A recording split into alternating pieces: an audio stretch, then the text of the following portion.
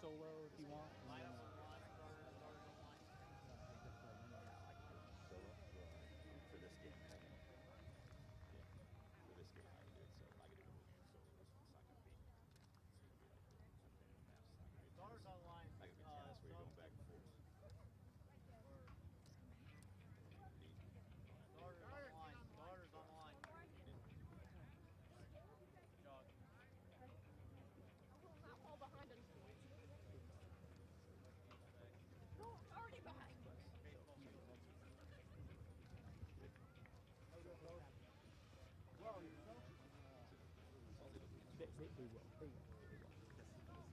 they will. They will. I would.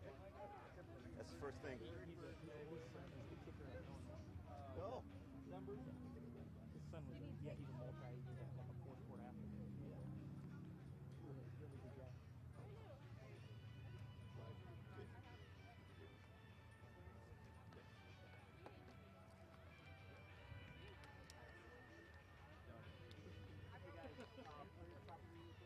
Yeah, I'm never gonna lie to you. So my answer is always going to be to the best of my knowledge. I certainly hope so, but I won't guarantee you. What do you think? It's great. We don't need it. Let's get it. I don't know what's under. It's so bright, it's so hard to see. But you're, Yeah.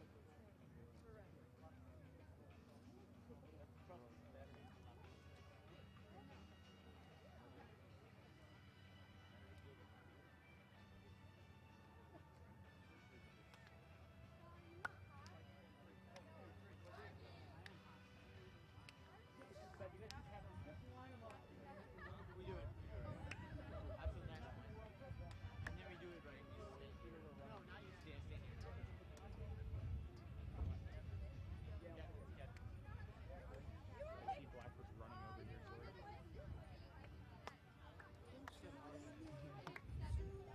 Or he forgot. Alright, ladies. Really straightforward. You literally have a Might actually take Same level of respect. Once they get down there, I'll work with that. I was out for an hour. I I meant that. This is going to be I heavy. meant Coming off for the night, number 1, Mesa and Porter. That's the most exciting side. Yeah. Go down and do a little run off from center and out there. Good luck. Yeah, I said we'll meet him out there. Down for the last one.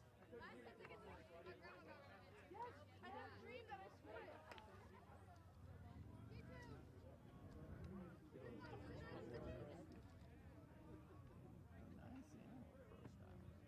Yeah. Yeah, I go back and look at every game. Just to see.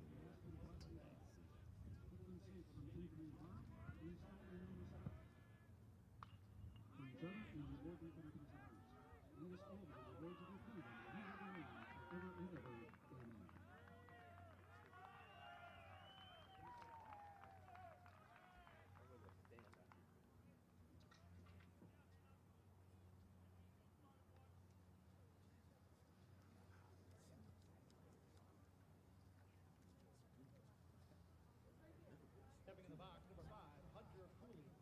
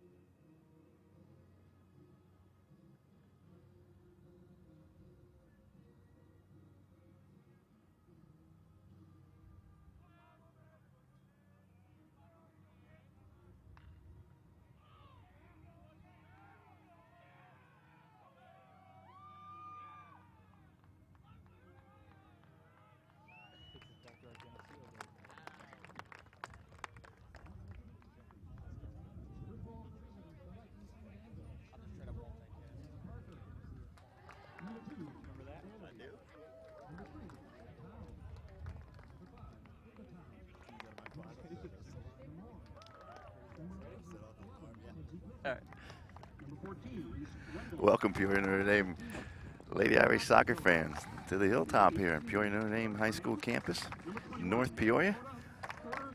Your Irish are hosting Danville today in a Big 12 conference match. No JV game today, so the varsity getting started here about 4:30 instead of our typical 6:30 for Danville. Irish coming off a good win earlier in the week down in Bloomington Normal, played Normal West. Irish being introduced here right now. My name's Rob Kenny, your normal announcer. I'm here with my normal director, cameraman, man who does everything, including doing some color commentary today.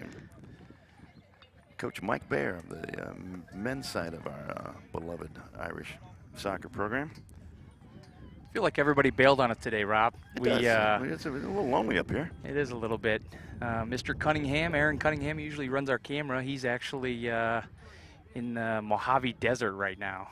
And Mr. Blackford, I think, is enjoying taking in a good baseball game. Baseball game. Brighton is playing over there. I forgot that spring break for Notre Dame.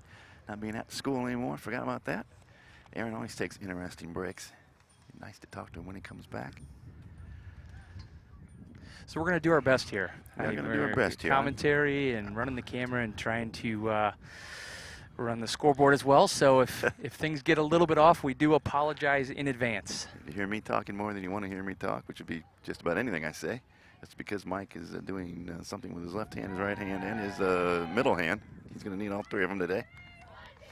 Yeah, but you mentioned it. I actually was over at the Normal Community game on Tuesday night. And community, I'm sorry. I think I said West. I'm sorry. I think they got Normal West next Monday. They play Monday. Which will be a big conference match for the Irish. But actually the girls played really well and got a 1-0 result. And like I just mentioned, the Big 12 conference standings, that goes a long way. Normally you see Normal Community and Notre Dame and Normal West towards the top of the conference. So getting that win early was big for us. Yeah, get it on the road, too. I'm talking to Coach Ralph about the game a little bit before our broadcast today. He said that the Irish conditioning is kind of starting to show as a positive, that Normal really got tired out near the end of the game and just really couldn't mount any sort of comeback. Yeah, one of the things for us, I thought we looked really good as far as stringing passes together, and you can see that here off the start, and just moving the ball well.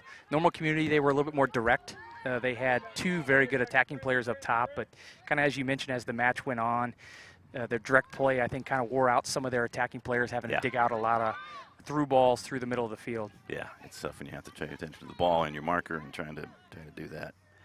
It's a good lesson for our girls. As the season's gone on, we've played less and less direct, which I think is to our benefit. Everybody in the midfield and the front line should think that way. Playing the ball along the ground is going to be a little bit easier here. Look at the pitch here. Everything is greened up nicely. It looks just absolutely gorgeous here from our perch. Oh, very nice ball in there from, I think that was Casey Rogers throwing it in. Coach Blackford would have been happy. Yeah, I saw Pat Armstrong out here a little bit earlier, putting a fresh mow and a fresh line on the field, and it really does look great. It does. Everything is greened up here this spring and got some rainfall, but the field took it really well. Good, good. Yeah, that rain every other day is just perfect. And we're no longer getting down to freezing at night. So the grass is actually has a 24-hour growing cycle here. Irish, a couple nice crosses put in there, one by Casey Rogers that Kayla Crew got her head on, but just couldn't direct it on frame. Had another one come in off of that. And that just kind of rolled through for a goal kick for Danville. Somebody with a nice boot there for Danville. We do not have a roster for Danville. Apologize for any Danville fans that are tuning into our broadcast here. I didn't want to make the 2+ hour trip up. I don't have your girls' names. Yeah, Danville, they're actually coached by Chris Griffin. Slightly offsides there. Chris Griffin took over the girls' job this season. His daughter is a senior, I think playing center mid, number 11 out there with the knee brace today for Danville. And I think he wanted to coach his daughter her senior year. He coached his sons on the boys' side for several years and really had the Danville program, one of the top teams in the Big 12 and consistently going deep into the postseason, seeing themselves in sectional tournaments. And so, yeah, it's really nice to see him out there, and you can just tell this isn't the Danville team we've seen on the girls' side the past few years. Yeah, and when we were talking about before the game, don't want to damn anybody with, know what's going on, but they certainly look a little more frisky. They're talking a lot more than normally you would see Danville squad do. His coach's daughter involved in the middle there. Nice job by Claire Gerard. Nice diagonal ball. Kaylee Crew gets off a shot just barely. Probably a yard or so wide, just from the top of the box. Kaylee's not afraid to shoot. That's good to see. You know she's feeling healthy when she's cracking off shots from 18, 20 yards out. Yeah, it's been super nice to see her, you know, be able to spend more and more time on the field and get herself back into match fitness. And, you know, the Irish have been using her a little bit up top, using her a little bit in the midfield, and probably just kind of based on her fitness level, switching her and Claire Gerard between the two positions. That's been nice. I was talking to my brother Dave, the public address announcer, just a couple minutes ago. Usually this time of the season we're losing kids. This year we're getting them back, getting Kaylee back, getting Casey Rogers back to full strength. Looks like we're going to get Natalie Ivy back here today, maybe. I don't know if she played at Normal Community. It'll be her first home game in a while since she was carried off a couple weeks ago. It's nice to have the injury train working that way. On the rehab, reappearing side, is Casey Rogers taking stuff down the right side, which she has absolutely owned the last few weeks. Yeah, we had a ton of success against Normal Community down that right-hand side, especially in the first half. We were getting the ball out to Casey, and she was using her pace to get down the wing and put balls into the box. And actually in the second half, she was the one that got the game winner for us against Normal Community. It was an overlapping run down the left wing by Maddie Stickelmeyer, and she put a good ball across the ground. Casey came across the box and finished it with her left foot. Nice to see Maddie making more and more positive contributions, more and more games that she gets comfortable and gets experience. Speaking of Maddie, she's right down below us here with the throw in here now. Left midfield stripe. Meredith Oliver's going to take it. Change fields over to direction of Ellen Dahlquist. Irish are going to give up the throw. A little concerned that this game's being played under sun and it might distract the girls. I don't think they've seen the sun at any time this year, including during practices. It's quite a few have been indoors, but yeah, this is absolutely gorgeous day. This is Chamber of Commerce soccer weather. There's Jenna Horst, almost got on. Could get that ball sorted out. Ellen Dahlquist locking the ball back in, taking a deep run, throws across the cross. And again, oh, Claire Gerard put it there, wasn't on, and then forced a save from the goalkeeper. I don't think it was going to be on frame anyway, but Claire is remarkably dangerous with just that single first touch on those through balls, or those crosses rather.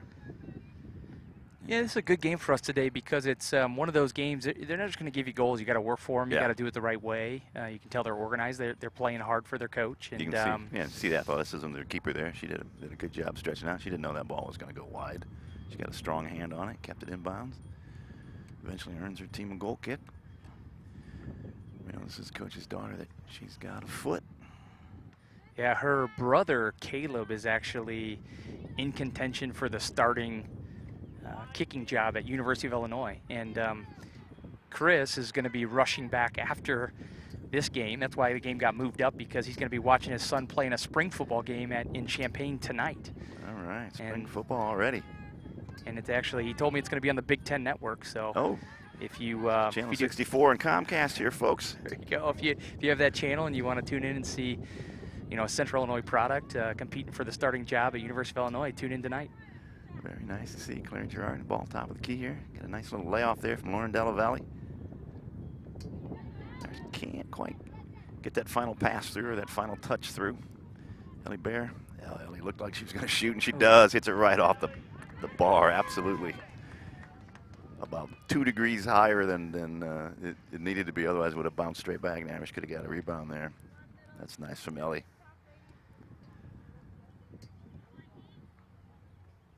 I think she could have done better there. I didn't want to say that out loud, but I don't know why she didn't. It's one of her strengths right there is, you know, actually striking the ball with her shoelaces, and she's got kind of a natural dip on the ball and a natural knuckle on the ball. Yeah. So those shots from, you know, 25, 30 yards out, they're difficult for goalkeepers because they're dipping and they're moving.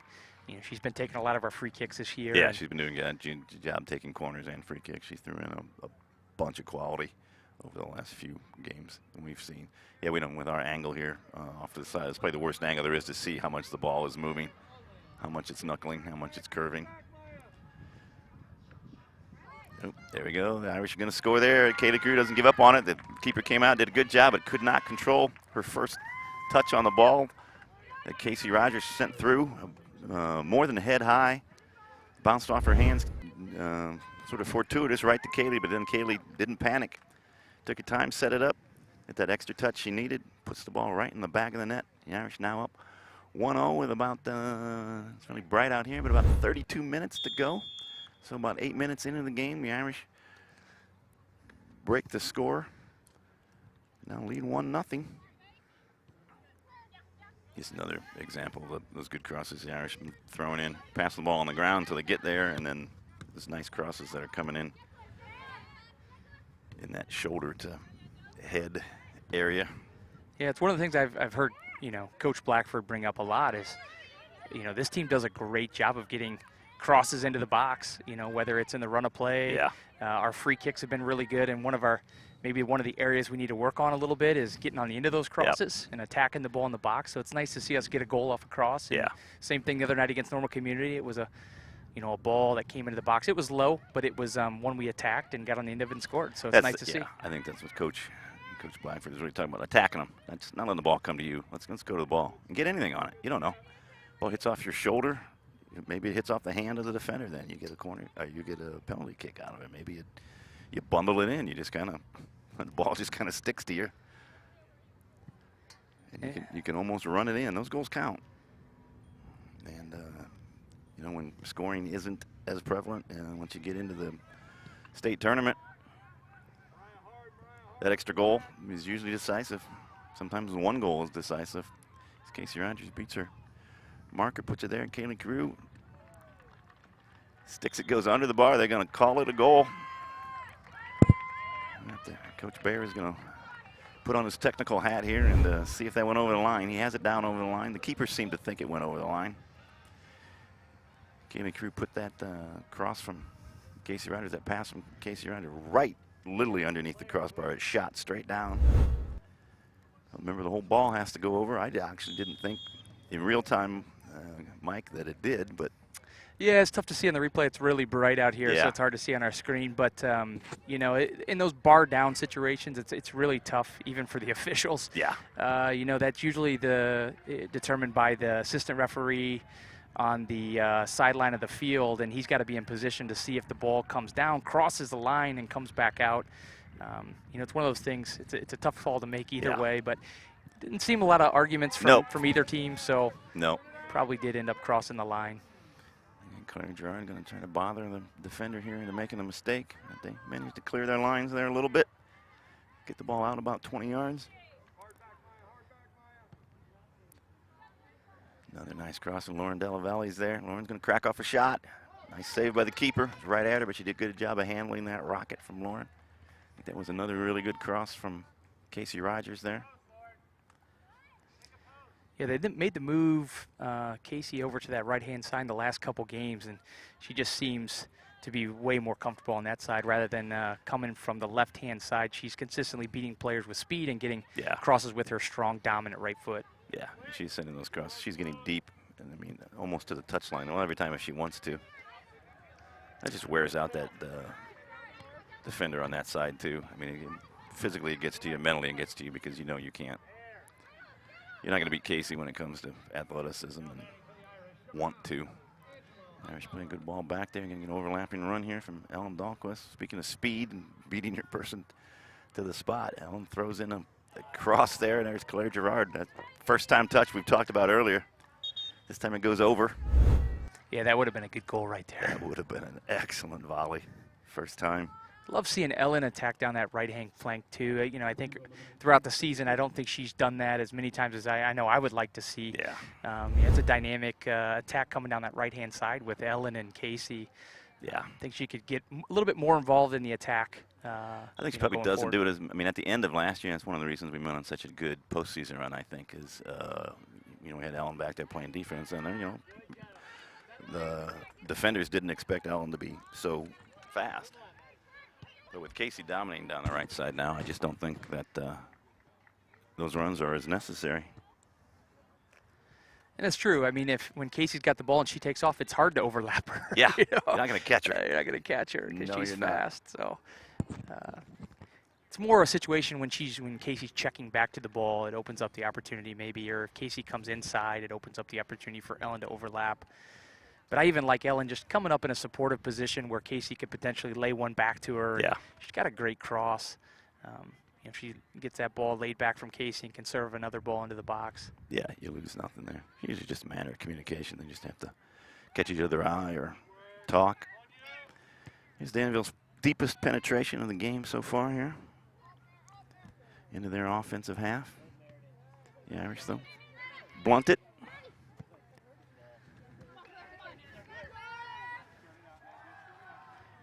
It's going to be interesting as the season progresses. Claire just gets inside the defender, taking a good path towards the goal here as well. Oh, nice pass to the outside of her right foot.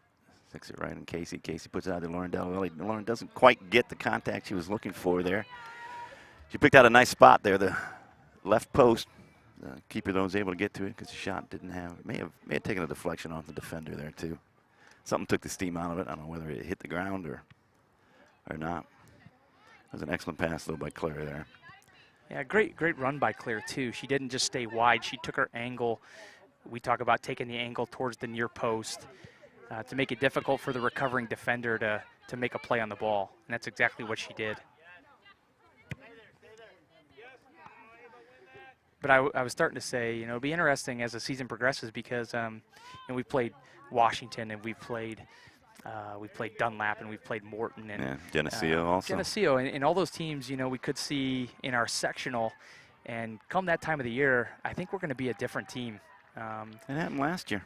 Yeah, just even you know, I know we started in a different formation. We've changed formations. We've started with a lot of injuries, and we're slowly getting those players back and getting them into fitness. And we're starting to figure things out. And you know, even moving players from one side of the field to the other, and we're starting to look pretty good. Yeah, we're starting to look dangerous. We're starting to look deep, which is when you get in the postseason, a deep squad is a dangerous squad. They're really almost synonyms for each other. You can just keep throwing in a new wave. Speaking of new waves, here we have number 8, Allie Sticklemeyer, coming in. Allie's been playing really well. And Lucy Burkett. It's nice to see Lucy. This is my first time seeing Lucy this year, I think. At least the first time in a month. I don't know if she's been out the whole year. My memory's not that good. She's been a little bit in and out of the lineup. I know they tried to use her. She had taken 2 weeks off, and they tried to use her the other night against Normal Community. She came on, ended up, I think, feeling the ankle or the injury that she had, and ended up coming out of the game and not playing the rest of the game. I know she didn't play at all in the second half against Community, so it is great to see her out here today, trying it again. Hopefully starting to feel more comfortable with that ankle. Yeah, a little warmer weather. I think ankle. A little looser at the start of the game. A little more blood flow. It's just important to get her touches. I mean, just what you're talking about, getting everybody back. I apologize for not even mentioning Lucy when I was talking about the right way our injury list is shrinking. That was a good job there. There's Casey Rogers, I believe. Yes, it was from Maddie Sticklemeyer. So a replay of. There you go. Maddie takes the ball down to the touchline inside the box, puts a nice left-footed cross, low and hard, one time from Casey Rogers, right just about from the penalty spot. Giving the Irish a 3-0 lead here with 24.5 minutes to go in the first 40-minute half.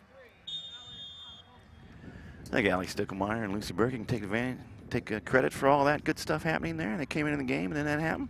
That's what I would have done. Had I been allowed onto the pitch. It was a long time ago, too. Things were a lot different back then, right? It was a long time ago there, yeah. They were, you know, the laces on the ball were still there. It was a leather ball. And you guys wore helmets and leather helmets. Yeah, well, that was, they always told me to put my football helmet on backwards. And I had a much better appreciation for the game that way. I could do a lot less damage. There's a ball that hits Allie in the back. You know, that was a true pass. It hits you right in the middle of your spine. Allie did a really good job a game against the Champaign Centennial, the last home game. She came in to spell Kaylee Carew the first time, give Kaylee a little, so she didn't have to play the entire entire half, and she did a really good job. Ended up scoring, and she ended up staying on even when Kayla would come back in. Lucy Burkett making a nice run down here left. She's looking for a teammate. She finds Allie. Allie gets it blocked. Got a nice stop there by the goalie. A little hesitancy there by the Danville defense to just want to get a toe on that ball, do something. Lucy takes a shot there, and it goes in. A perfect shot tucked right inside the upper left 90. Lucy Burkett right from the corner of the box. Technically 18 yards away, but when you add the angle and you add the height, that's probably a 25-yard strike from Lucy Burkett, giving the Irish a 4-0 lead here with 23 seconds, slightly more than 23 seconds left, 23 minutes rather, left in this first half. The Irish now have a commanding 4-0 lead. Boy, that's nice to see from Lucy. I mean, get on the pitch, and that'll make your ankle feel better, no matter how it really feels. That's right, and kind of like you mentioned, just wasn't a great job there by Danville getting the ball cleared. The goalie made a good save, just couldn't hold it. It was a hard shot, and everybody kind of looked around at each other. I think they expected the goalie to come back out to get it, but the goalie was looking at 6 of her defenders thinking, well, you can help. Right. There's Lucy taking the ball down the touchline. So it ended up being a poor clearance and kind of set it up for Lucy to get a good strike, but a great little finish, high to the upper corner to the near post. I think that ball's going in against any goalie that I've seen this year. You just don't, I mean, that thing is just tucked in there.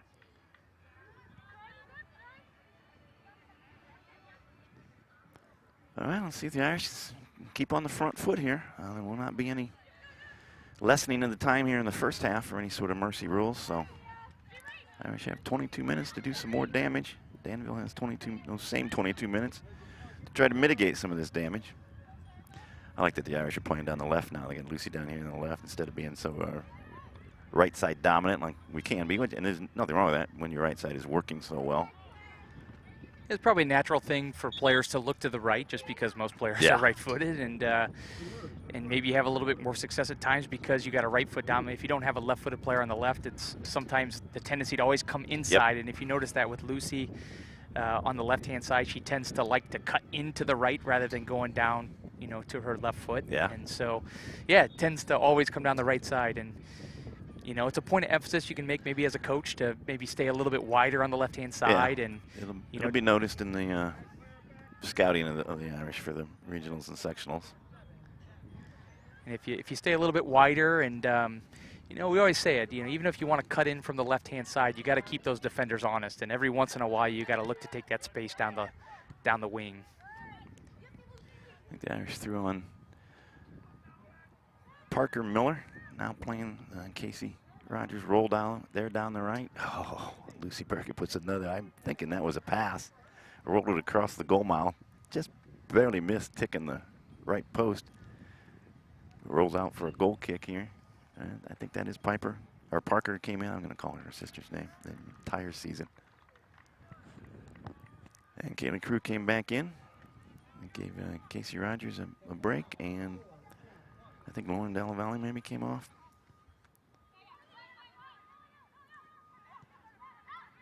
I'd like to hear the talk out there too. You can hear girls demanding the ball. And we always say, I know on the boys' side, when we have the ball, we should have 11 attacking players. Everybody should think how they can get involved, how they can touch it. And you want especially 3 to 4 players around the ball looking to get open. Yeah, that's a nice mantra to have. And we're all attacking players. And I like it. Sometimes, you see defenders when the ball goes into the midfield just standing and watching, and they should be thinking, hey, if my teammate doesn't have an option going forward, am I available for them for a drop pass? And you're starting to see that. You see a lot of girls calling, demanding the ball, and just like that. Yeah, well, you're seeing more of that backward passing the way you're facing, side passes, square passes instead of looking to move it forward. It's natural, to want to progress the ball towards your own offensive box, but sometimes you got to go backwards to go forwards. That's right. Let's see if we can switch it here. That's a good ball. Now you got a little 2-on-1 here for Maddie to attack. If Lucy can hold up her run here. She does. Oh, Allie Stickemeyer gets hit again. Allie's a target today. Not just in the symbolic sense, but in a real sense. See, again, you switch the ball quickly and you find some space for your wide back. And here's that situation we were talking about with Ellen. being able to get forward and serve a Yeah. ball with her right foot into the box. Beautiful job and making a nice diagonal run there by Lucy. But good job by the keeper for Danville coming out. She handled that one perfectly. Controlling her box the way you like to see a goalie do it. But the Irish locked the ball in. Now we got Parker throwing across. A very nice cross. Handled maybe just a little too close to the keeper, but that was really good on the run. 2 or 3 touches, and then she served it in there. Collarbone high. That is, I believe Parker is a sophomore, so she's going to see more and more playing time as her career goes on, and she'll be one of the people we're talking about a lot her junior and senior year. Yeah, the Irish are very young. I mean, if you look at it, Yeah, well, I'd have to here's think Maddie. about it, but I think we only start, what, two seniors maybe? Jenna and Kaylee. Is there a third I'm missing? For starters, no. So, you know. We really only have one other starter on the team. That's Natalie. That's right. And so going into next year, you got a lot of girls coming back, Yeah. a lot of experience, and, you know, players like Parker, so, you know, sophomore coming in and getting experience. And, you know, I think the Irish are, you know, going to be strong for the next couple years here. Yeah. We'll still have 3 Sticklemeyers on the team. It's giving me a chance to have an all 11 starting Sticklemeyer team. It's still my dream. Make it so easy to do play-by-play. Just say the name Sticklemeyer and you're always right. Yeah, you'd mentioned Allie before. She's still up there at that point forward, and I think traditionally for her club team, she plays as a defender. So Yeah. this is a little bit of a, you know, maybe unusual position for her to play, but she's come in and done a great job at the varsity level, like you said, to give us some minutes up top. She scored some goals for us. Yeah, She brings some size and athleticism up there. Oh, It's a great ball. Great ball. Kaylee Crew gets onto it. I think that was Maddie Sticklemeyer there with another excellent left-footed cross, her second assist out of the 5 Irish goals. All right, the Irish throw on 5 new players here. We're going to see Delaney Driscoll coming on. I see Natalie Ivy coming on. Just speaking of her. Try to see who else snuck in there when we weren't watching. We said Delaney. We said Natalie. Well, they're moving Allie Sticklemeyer now back down to that defense, like you're saying. That's such a luxury.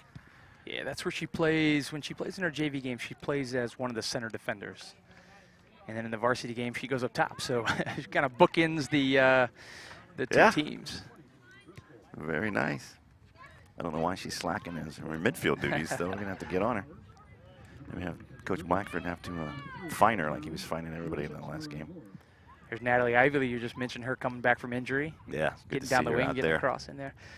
Yeah, we're attacking. I mean, you can obviously tell that's one of the things we do well, getting down both sides and getting crosses in. So it's great to see us getting that practice and that training in today and scoring goals from it. Yeah, it's nice to see stuff.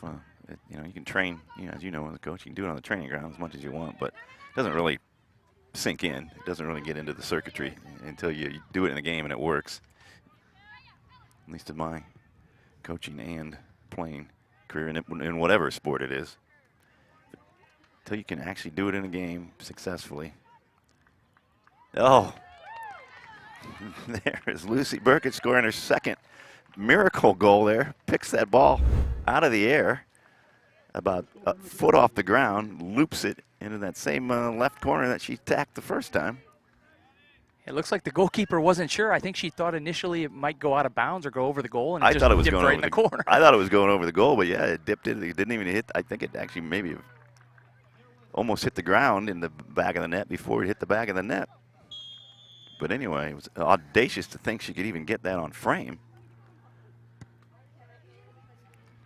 Yeah, big game coming up on Saturday for the Irish. They travel over to Richwoods, and Richwoods is having a great season. Yeah. They beat Washington, and I believe they've tied Normal Community.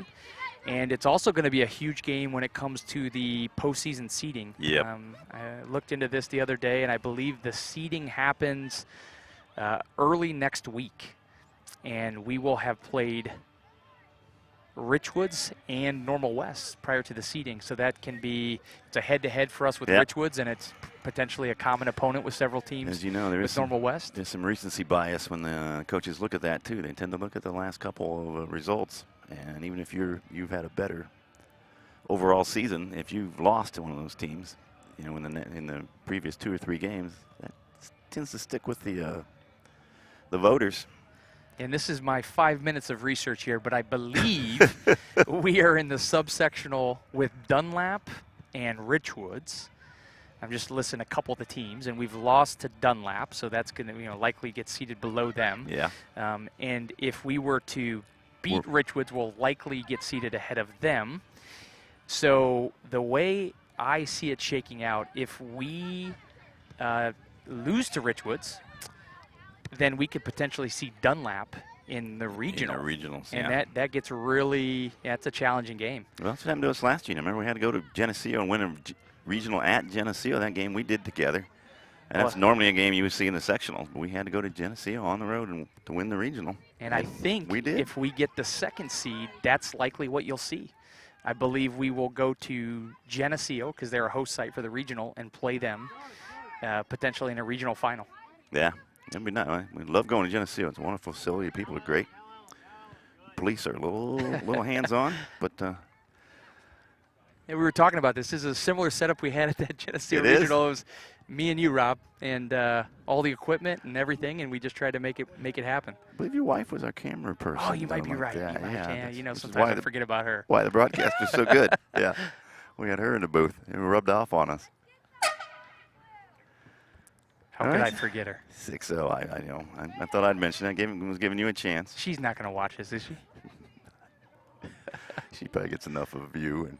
Probably true. Doesn't need another extra 2 hours of broadcasting in her ear. It's probably true. We're sticking up for you, Mel. All right, the Irish up 6-0 here. There's less than 13 minutes to go here in the first half. Going to have a corner kick here. Is this the first corner of the game? I believe it is. Oh, trying to get her head on it there. That was, good reflex save by the goalie there. See, Addison Bellamy. First time seeing Addison's name. Sorry, I forgot that she came into the game there. She almost got her head on it. Then I think it came down and was forced to save. I think it was Allie Stuckelmeyer who forced to save. It was a beautiful ball in. Is it Ellie over there? It is Ellen Dahlquist taking that corner. That's Ellen taking it, okay. They look similar in stature, but Ellen's always got those bright shoes. Oh, that's how I remember her. Look for. Ellen's got the bright shoes. Ellie's got the bright personality. All right, I'll have to do that. Another fumble there to keep her. She is under siege, but she's doing a good job. But a better job there. She spilled it that time, but she dove on the ball, got on the end of it. Yeah. She wants to see her, you call it a volleyball, a campfire ball, and it just falls in the middle of everybody and nobody moves towards it. She didn't want to see one of those again. That's right. And Delaney Driscoll doing a nice job. First time there. Ball out to Parker Miller. Parker throws in a nice ball there, trying to get it to Addison. Get a better clearance there from Danville this time. Get the ball out into the corner. I have number 7 there, Maddie Stuckelmeyer.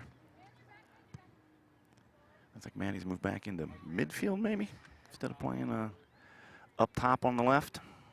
Yeah, I think she's back there at that left back position, but just looking to get forward. That's a good shot. Yeah, very nice shot there. And that is Delaney Driscoll, I believe. Delaney Driscoll. And Delaney did a good job against Champaign Centennial, and took her a little bit to get into the game. But once she was in, she was a difference maker. I know the Irish had a big lead, but she's one of the reasons they had the big lead. And definitely can strike the ball harder than her father, there's no doubt. Oh, absolutely. She's tougher, smarter. Funnier. Oh, absolutely. Much better hang than Danny.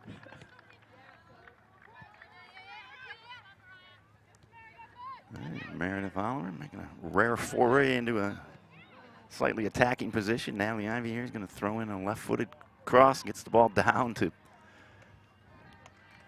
And that was Addison Bellamy again. Boy, Addison's making some nice runs there, making herself available.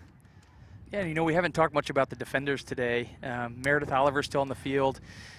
Jane Gears, usually playing center back, started the game today. Getting a little bit of rest now, but both of those girls did a phenomenal job against Normal Community. Like I mentioned, they had a freshman forward who had a ton of pace and very strong. And like I said, Normal Community was very direct. And Jane and Meredith had to make several plays, and they worked really well together to prevent Normal Community from getting in behind us. It's good to know, because that 1-0 result is far more likely to be what we're looking at when it comes to the regionals and the sectionals. I actually ran into Jim Matson today over at W.E. Sullivan's over in the Heights. They were doing a little get-together and a live broadcast for ESPN Radio to promote the Peoria City team that's it coming. starts in about 3 weeks or so, I think. Yeah, middle of May. middle of they're May. starting. Yeah, Hopefully first we home see- game at least. We see some Irish players out there, but one of the things he mentioned to me, you know, just having seen a lot of the girls' teams in the area, he's like, you know, Notre Dame typically, you know, doesn't allow a lot of goals and strong defensively, and probably one of the reasons they usually do so well in the postseason when the games tighten up a little bit. Generally do a good job of keeping people out of our net. Yeah, well, we are a different team than the team that lost to Dunlap earlier this season. There's no doubt about that. Different formation, move people around, different kids doing different things. Kind of similar to last year, really. You remember last year we had lost to Geneseo, Dunlap, and Morton in the regular season. There's that 7th goal at the 8:48 mark here of the first half. Really good shot by Parker, Parker there with her left left foot. foot. Yeah, just left bent foot. it right into the corner. I mean, again, we've kind of mentioned, you know, sometimes you see, what are we, 7-0 now, and you're like, well, you know, some of the goals, maybe that doesn't score against, you know, a stronger opponent. But I'll tell you what, we scored some goals today that score against anybody. Yep. That's a great shot by Parker. We're beating any keeper, any defensive setup with about 4 of these goals. Both the Lucy's, Parker's for sure.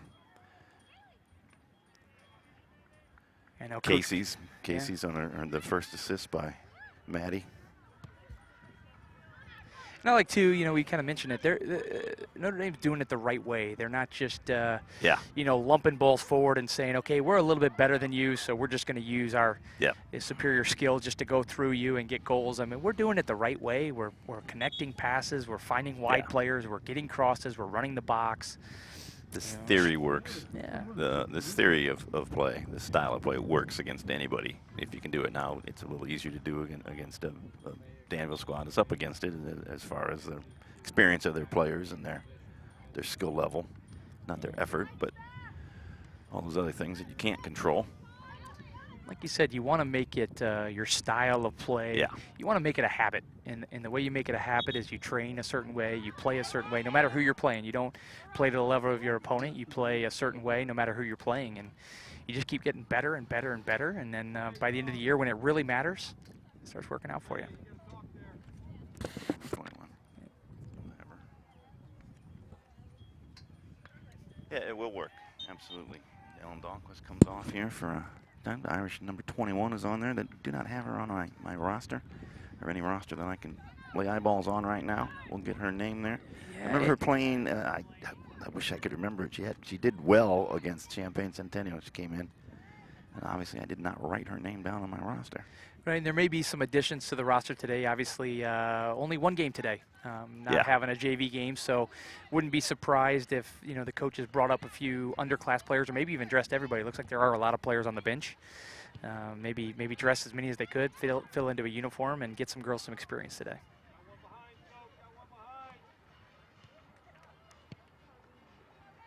Looks like Ellie might be playing right back now. Yeah, we Kind moved of mixing things up a little bit. Kaylee Crew back here playing left back. I think they came in for, I don't know if they, good save again by the goalie. And you look up and see a 7-0 and you think, well, the goalie's been absolutely outclassed, but said there have been 4 high-quality goals scored against her, and she's made some stops. No doubt. See her athleticism. I'm sure it's one of the things Coach Griffin kind of took into account. I mean, if you look, he's kind of moved his daughter around. She's played center mid. She's played center back. He's taken some of your better athletes and put them in positions where they can make an impact on the game. Same thing with the goalkeeper. I know it's one of the things we see when we play some of the teams in the area. For example, we play Peoria Manual, and there's some years, you know, they probably take their most athletic player and they stick him in goal, and it makes it really hard for us to get some goals at times. Now you put a girl back there with a big leg, so she can make you start from 50 yards away, and the Irish, barely. Just wide. Just almost grazes the right post. Goes out for the goal kick. I think that was that Bellamy again? I'm not sure who that was on that one. It was Addison, or if it was. We'll get run back at halftime. We'll run some highlights at halftime. That'll be in there. Either Addison or Delaney. Those are my 2 choices. Whether they're right or not, those are my two choices. I'll tell you one thing about Delaney. She's got a great shot. That's one of her biggest strengths. I think if, playing that attacking midfielder position, she gets in position to unleash that shot. With either foot, she strikes the ball really well. Some people, when they hit it, it just comes off their foot a little bit different, and that's the way I feel about Delaney. Well, I think probably the element of surprise has probably gone. Delaney now, she's been on film a lot, and she looks, slight out there. But then you see the ball rocket off her foot, and defenders are going to cut her down. There's going to be somebody that they're going to talk about in film sessions because they're like, you cannot let her shoot. She can get it there from 30 yards away.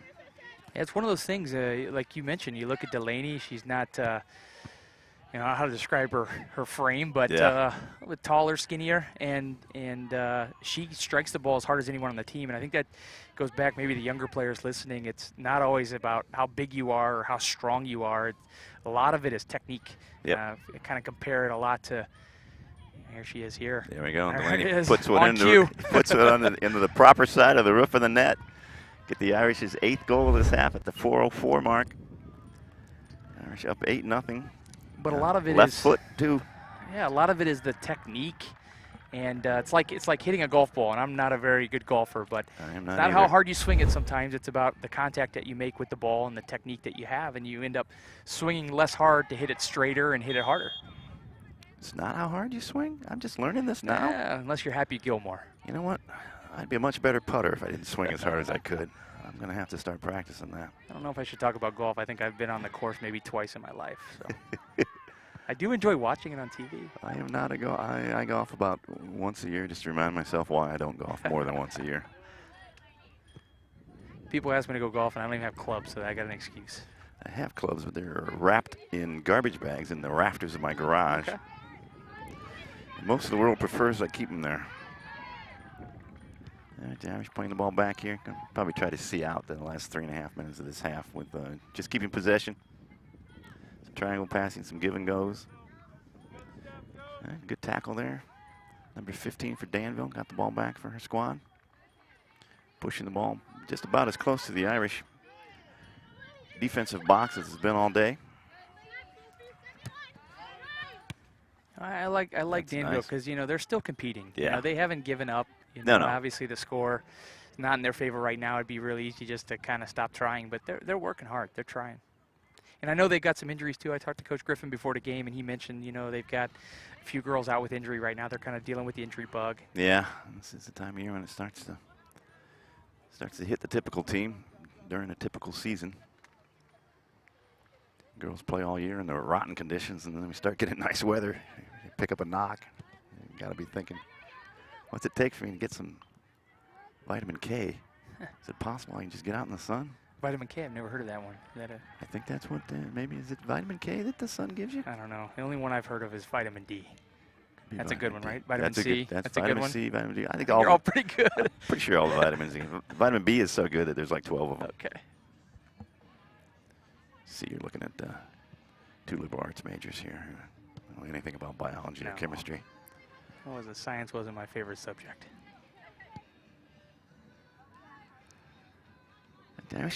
Clock ticks down in 2 minutes. Have an 8-0 lead here. All 8 goals coming from the run of play. And go to that point, it's a great point, Rob. I think, as you go deeper into the tournament, you see less and less goals in the run of play and more goals off set pieces. Yeah. And, we haven't had a lot of set pieces today, so I should say that. I think we've only had, 2 corners maybe in the first half, and they were back-to-back. Back-to-back, yep. We haven't really had any free kicks from out. But that's one of the things I think we need to start doing a better job of. We're getting pretty good service on corners. We're getting pretty good service on free kicks from outside the box, and we're just not scoring on them. And, as you get deeper and deeper in the postseason, you got to start converting some of those chances. Yeah.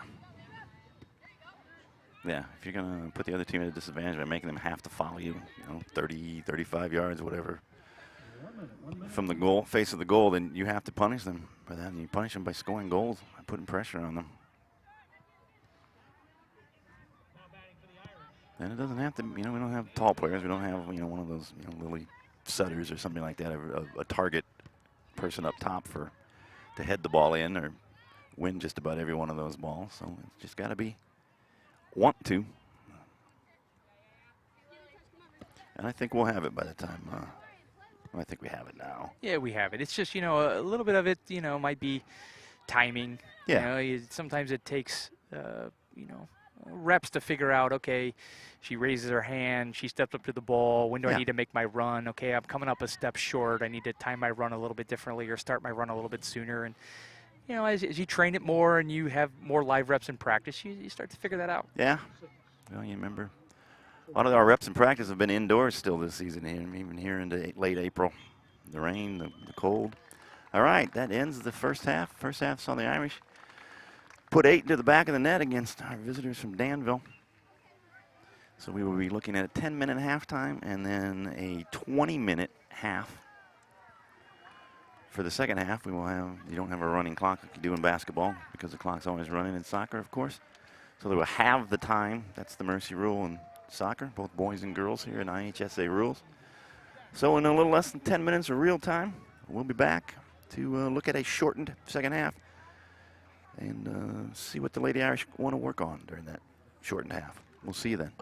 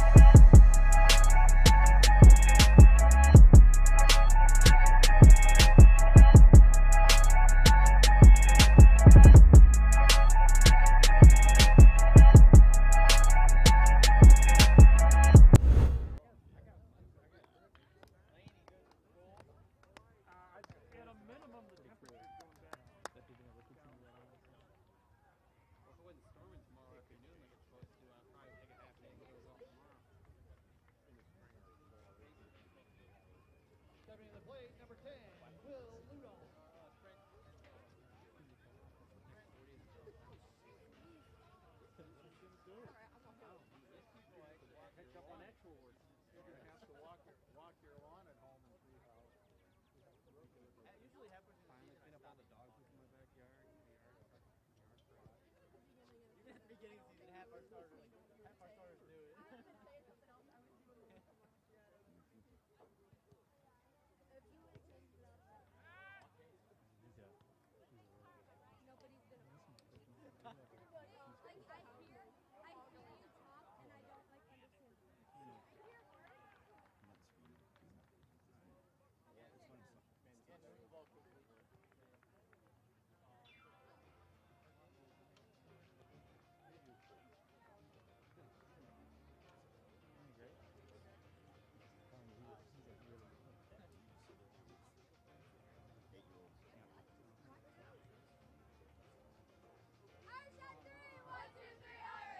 Well, I don't really. Basketball, soccer teams be like, look, they're already playing I know, I never understood. Yeah, you know what's happening? rural schools are our size. They're only half of 6 girls from there.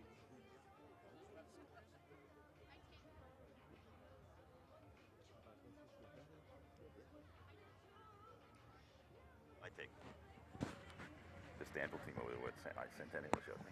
Absolutely. Yeah. 100 times. All right, welcome back, Peoria Notre Dame Lady Irish soccer fans. Getting ready here in about a minute and a half of real time to start our second half. That second half will see the Irish starting with an 8-0 lead and a clock halved from the standard 40-minute half to the 20-minute half. That is the mercy rule. We have a beautiful sunny day here. Good news on the scoreboard, good news on the weather forecast. Pitch is looking great. I'm Rob Kinney. I'm here with Mike Bear, who's survived the first 40 minutes of triple duty. Cameraman, technical director, and color guy. And he's also going to have to put everything away by himself. So Trying all three. Trying all three, succeeding all three. The Irish, well, I mean, nothing but good things to take away from that first half, Coach Bear. And what do you do now after a half like that? You got 20 minutes.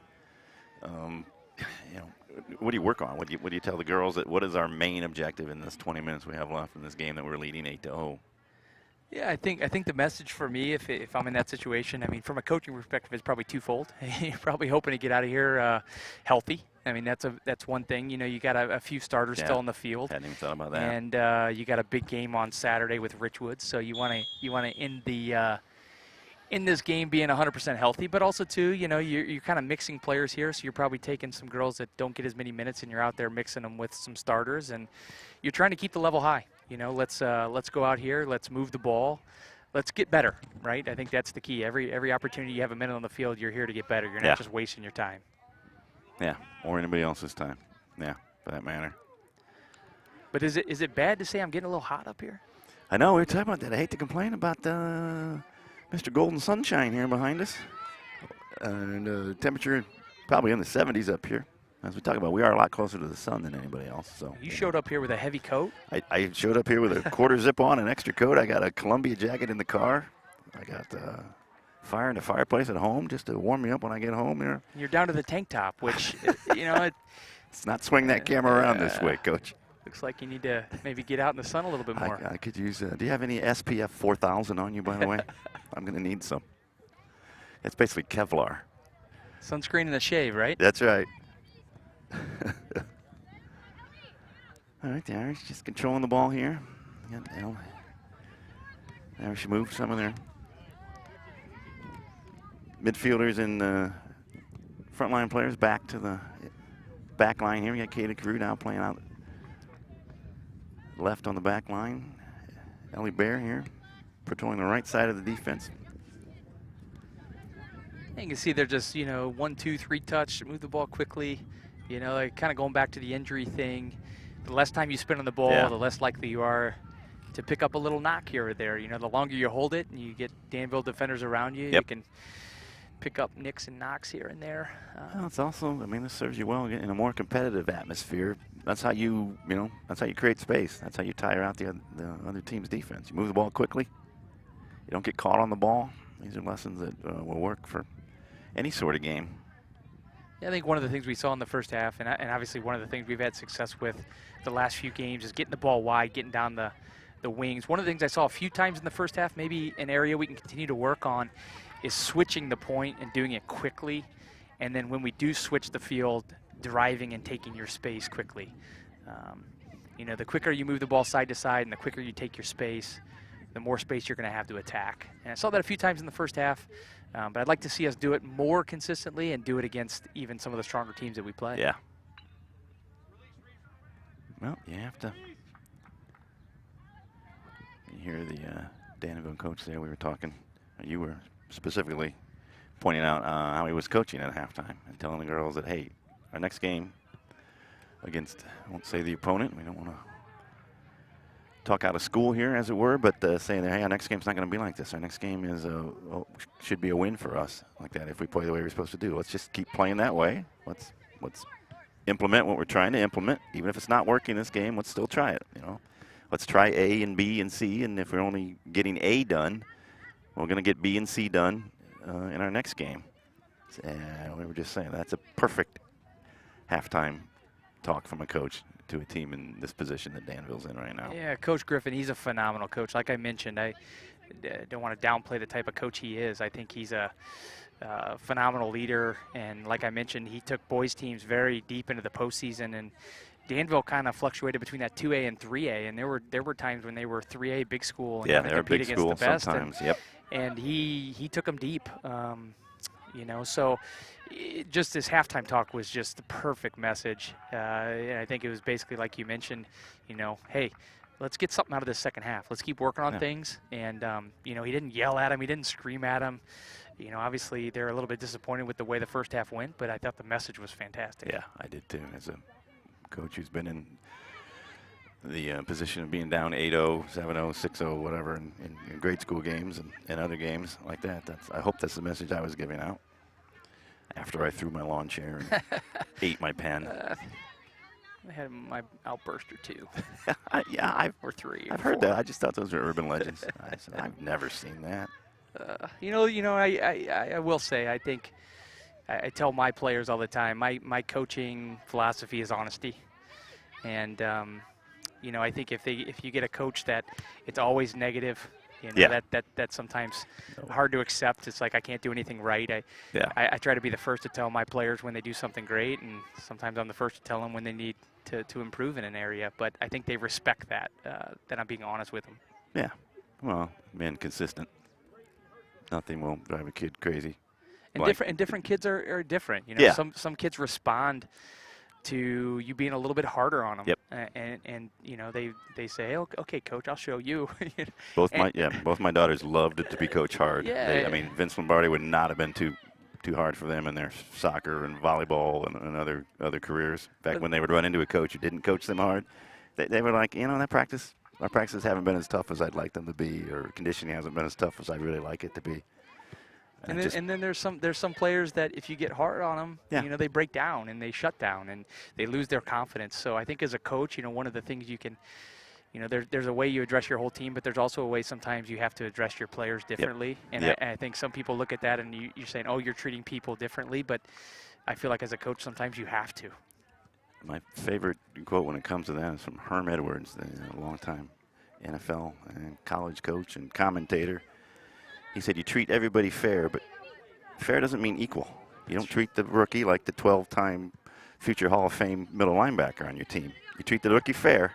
You don't treat him like he's a 12-time All-Star who's going to be a first ballot Hall of Famer. Equal or fair does not mean equal. That's right. I know we've gone through that. I mean, it's kind of like a Tom Brady, right? People may say, oh, well, he doesn't have to do all the reps. He doesn't want to come into training camp early, and well, he's earned that. He's earned that. Yeah, he's earned that. Yeah. And you know, he gets treated a little bit differently because he's Tom Brady. And the other thing goes around, you know, especially you're in high school. You're 18-year-old senior who's been a 4-year starter, who's your captain and the center of your defense, or your best player in basketball or whatever. It doesn't have to be soccer like that. You get on them a little bit more because you expect more of them because you've seen it from them. That's right. You want to bring it out in them.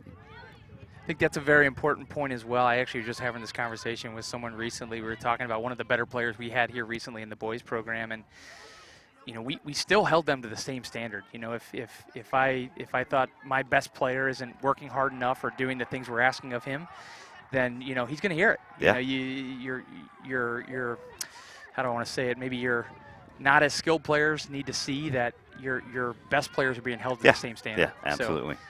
So there is this, treating them differently and maybe how you talk to them or how you approach them, but there's also treating everyone equally as far as, you're going to hold them accountable for their effort and their attitude and their. That message you're giving to that star player, as opposed to maybe giving it, the fifth or sixth best player on your team. When you're giving the message to the star player, you're giving it to the whole team. That's right. And sometimes star player knows that. Like, coach isn't really yelling at me. He's yelling at the team, but he knows I can take it. And he knows that everybody else will get the message. So if I react to it positively, constructively, and maybe not necessarily positively, but constructively, then everybody else is going to have to react to it that way too. Yep. Nice little run here by Danville, coming from the coach's daughter.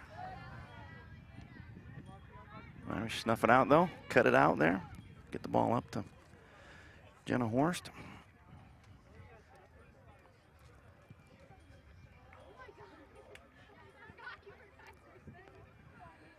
We're down to 11.5 minutes to go here in this truncated second half. Will only be 20 minutes. Looks like, do we have a player? Oh, it looks like we wanted to get some substitutions. They've been standing there for a while. Lucy Burkett and Jane Gears coming in. Ellie Bear coming out. It's like Natalie Ivy will be coming out. It's good to see Natalie out there putting in a long couple of shifts here. Hot weather. Looks like she's not limping. It's moving well.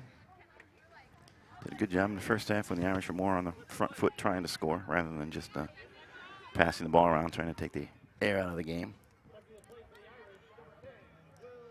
Yeah, again, a big takeaway for me today is, we first half when we're seeking goals, we did it the right way. Yeah. And also we got Lucy in the game, and I think she's going to leave the game healthy with some reps and some confidence, and same with Natalie, seeing her back on here as well. A couple of wonder goals from Lucy that will play in any game, boys, girls, men's, women. Good job by Lauren there. Really quick decision. Getting the ball to Jenna. Speaking of Lucy, there she is. There she is, yeah. Plays the ball out wide to Addison Bellamy. Yeah, and again, you can still see we've kept Kaylee Carew on as a center defender, and I think that's probably on purpose. Yeah. Again, just even these little movements where she got to run around a little bit, she's got to strike the ball when she's a little bit tired, and playing in the heat. First time all year these girls are playing in the heat. Probably even practicing in the heat. Just lets them work her way back into full fitness. It's not something. I haven't been a player in the past. It's not something that happens overnight. You don't come in and you say, oh, in 2 days I'm going to be, top form, top fitness. It takes some time. It takes a couple weeks to work yourself back, if not longer. I've been trying to work myself back for 14 years, Mike. Really not making any progress. Yeah, I go in phases, and I'm not in the active phase right now. I am falling apart in phases. So I am in phase 4. I hope there's like 10. Okay. If there's only 5, I'm in trouble. That's not too bad then. I am closer to 60 than I care to admit. Ooh. Parker there doing a good job. 60's young these days. Oh, it's 60's the new 58, something like that, I think. Something like that. I probably got a good 12 months left in me. Well, you're making the most of them today, I am. Right? I'm hanging out with you in beautiful weather. Perfect green soccer pitch. And Matt Blackford's over there sitting in a lawn chair blowing us off. I think so. I think I see him over there. Do you really? I think he's got a big tub of popcorn. Is he going to say, oh, I forgot? Is he going to have an excuse? I feel like there was a group chat recently, so I don't think he can use that excuse. Yeah, the only excuse he can use is he's watching his own child play something, which is pretty selfish, really, if you think about it.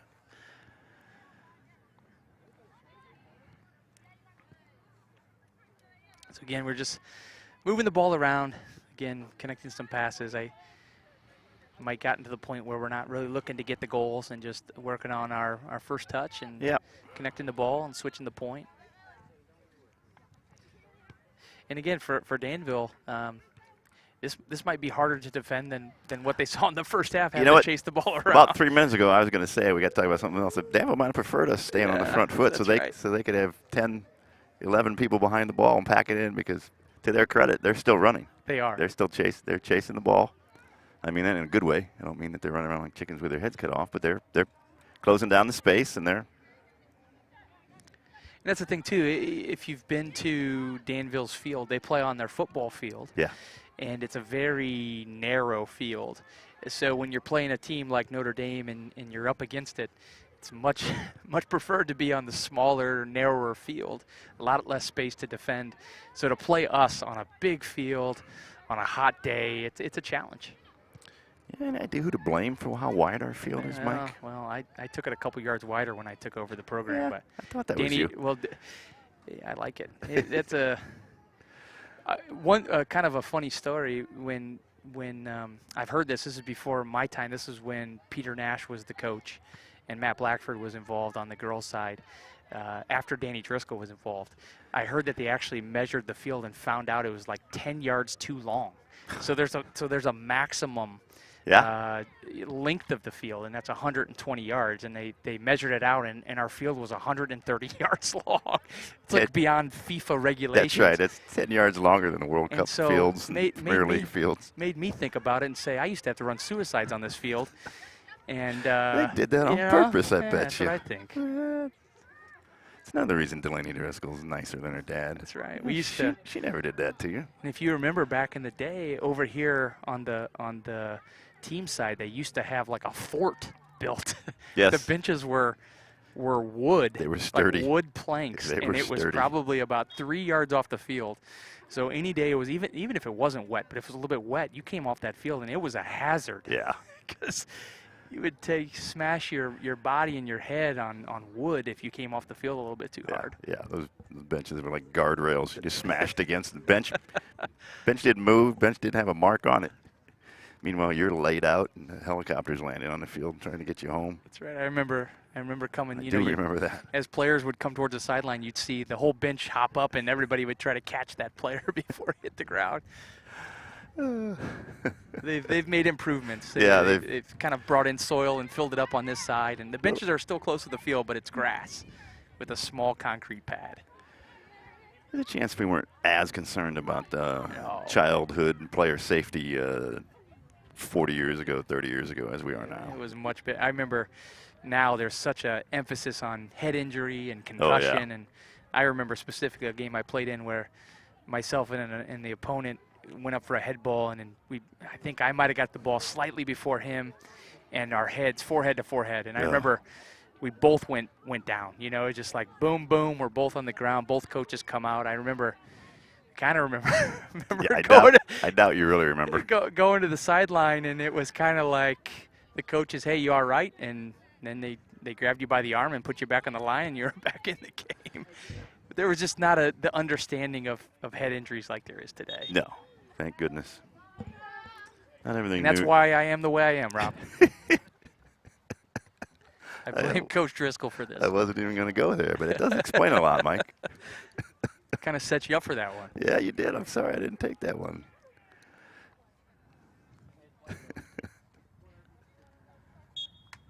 Yeah, we all have that rub some dirt on it stories from our time in youth sports. If you're at a certain age, where coaches thought if you were thirsty and you took water, it was bad for you. It's like, really? That's what we thought? Yeah. But, you know, there's something to be said about not going too far the other way. Yeah. You know? And it's one of the things even in my time coaching, it just, kids aren't quite as tough as they used to be. I'm probably not the only coach you hear say that. Even we've had a couple seasons where, it's kind of like you yell out to your players, are you hurt or you're injured? If you're knocked up a little bit, let's hop up and let's tough it out. Yeah. You still hear it. I say it. Don't go down. If you're not hurt, don't go down. That's it. And we've had seasons recently where I've had to look over our trainer, and he'd look at me, and I say, I think let's stay where you're at for now and see if he can get up on his own, tough it out a little bit. Sometimes it just takes a second or two to clear the cobwebs. Not cobwebs, but just reorient yourself. If you got cobwebs, then you need to come off. Get your bell rung, you need to come off. That's right. That's using phraseology that probably shouldn't be using anymore. If you're seeing stars, you definitely should come off. That's right. I think I only had one concussion in my life. I got my nose broken by an elbow from my own teammate in basketball practice at Spalding. Broke it. Those nose breaks can be pretty gruesome. I don't know if you had a gruesome one, but It wasn't gruesome. It was high up. It didn't bleed. It was Okay. up between the eyes. It was up on the bridge of the nose. It didn't catch me in the fleshy part. But I tell you what, that's the last time I ever fouled my shot. Really hurt my game later on. Fouling your shot is overrated. we had a player break his nose when we were playing a game at Shea Stadium, and we were wearing white uniforms, and that was the end of that uniform, I think. Yeah. Only so much hydrogen peroxide you can put on a uniform. Gotta bury that one. Looked like someone had midfield. been massacred on the field. You And didn't have a Tide pen to get that out, really? I don't think that would. We need a lot of Tide pens. You need the family pack. But that was one of our toughest players we've ever had. And people listening, if they know the name Brett Lane, he was an animal. And I remember we went down to St. Louis not that far out. Long after the nose break, he had to wear a mask, and he didn't want to wear the mask. No. So, I mean. I'm stunned Brett could bleed. Yeah, he That did. was a tough kid. It was tough. Soccer, basketball, baseball. He's one of that senior class that if they played all three sports, they were like, what, 114 and 3 or something like that their incredible. senior year. Yeah, him and Cody Gilfillan was another one of those multi-sport. The basketball team that year. So that senior year, we obviously won a state championship. The basketball team, I think, was ranked #1 in the state for a good chunk of the season. Got upset in maybe the sectional. Yeah, sectionals there by Central team that had But, some suspended players back. They were 26-1 though. The end of that season, 26-1. That's right. Pretty much undefeated, I think, as a baseball team, and then lost in the regionals as a baseball. A complete upset. Yep. At Richards, I'm not sure who we played, but it was at Richards. I think we lost 1-0, where we just could not score. But that was an incredible athletic class, and I had Vince Cicerelli in that class, was a senior, and again, he could have played multiple sports. I think he decided to do. He ran track in the spring, and was like the fastest kid in Peoria. State qualifier, yeah. Having just go to a practice here and there and go out and get in the blocks and run. Yep. So, and I heard he was a phenomenal pitcher and decided to give up baseball to kind of focus on soccer. They said he was a heck of a pitcher. The good old days, reminiscing. Yep. Max Bielfeldt. Yep. Big man in the middle. That's right. Basketball. Pretty sure Max has been a good football player, too. Oh, yeah. Probably a pretty good goalie for soccer. There's a lot of those athletes that you could say, that played soccer. I think people always said, Vince Cicerelli, he would have been a heck of a football player. He would have. Yeah, he would have. Cody Gilfillan would have been a heck of a quarterback. I know his dad, Paul, was a really good quarterback, right? Yep. A phenomenal football player. Yep. So get those good athletes, they can do just about anything. They can do just about anything. All right, the Irish see out this shortened second half. 8-0 lead that they had at halftime. Get the ball around. They did what you asked for, Mike. Passed the ball around. They worked on some fundamental stuff. And they stayed away from injuries. Nobody got stuck on the ball for a bad tackle or a cleat caught on the ground. So the Irish will go in fully healthy, as healthy as they've been all year for the most part, to a very important game Saturday morning, I believe it is, a 10 a.m. game against Richards. Those are always a little off-putting for the Irish. Yeah, it didn't go so well for us in the fall when we played that game. Yeah, that's true. I didn't even think about that, but I was thinking that was us, the girls last year, but that was the boys this fall. It's a tough environment. I mean, Richwoods, it's a huge rivalry game. They're going to be amped up to play us. They're on the up right now, the girls team. Yeah, they're We got to go to their place on a Saturday morning. And it's very important for the conference standings because Richwoods is having a great year. And we are a little bit not out of sorts, but we're out of our routine here because we are on spring break, Notre Dame. So, the Friday before is not going to be normal for us. It will be normal routine for Richwoods. But I think we can handle it. I think we're playing our best soccer right now that we've played all season. The results are showing it. And the style of play that we're doing now just really seems to suit our personnel. And so we congratulate the girls on a big win today. We wish Danville happy, safe travels back to Danville. At least they have good weather this time. And we will keep our eye on them. I'd like to see what they do in their next game because I think they're going to have a good result in their next conference game. All right, I'm Rob Kenny saying thank you for paying attention here. I thank Coach Bear for all of his fine work today. And we will see you for 2 home games Monday and Tuesday. Those will be our next broadcast. See you later, everybody.